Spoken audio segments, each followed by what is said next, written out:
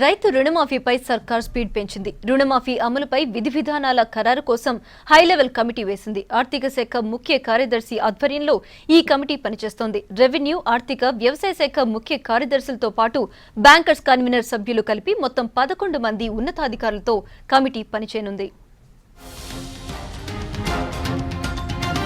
రుణమాఫీపై సర్కార్ స్పీడ్ పెంచింది. నిధుల లభ్యత, పంట రుణాల రీషెడ్యూల్పై ఫోకస్ పెట్టింది. రుణమాఫీ విధి విధానాల రూపకల్పనకు ప్రత్యేక కమిటీ ఏర్పాటు చేసింది. ఆర్థిక శాఖ ముఖ్య కార్యదర్శి నాగిరెడ్డి చైర్మన్గా ఈ కమిటీ పనిచేస్తుంది.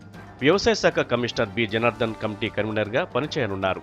వీరితో పాటు మరో 9 మందికి కమిటీలో స్థానం కల్పిస్తూ సీఎస్ ఉత్తర్వులు జారీ చేశారు.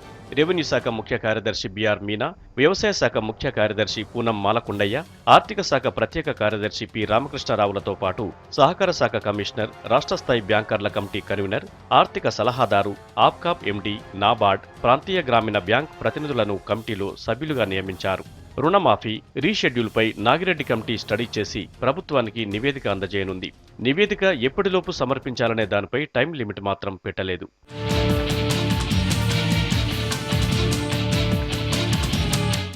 రుణమాఫీతో 39 లక్షల మంది రైతులు లబ్ధి పొందనున్నారు. 19,000 కోట్ల వరకు భారం పడుతుందని ప్రభుత్వం అంచనా వేస్తోంది.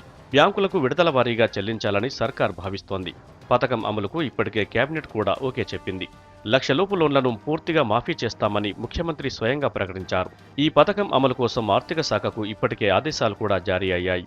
రిజర్వ్ బ్యాంక్ మాత్రం పూర్తి స్థాయిలో చెల్లిస్తేనే రుణమాఫీకి అంగీకరిస్తామని చెబుతోంది.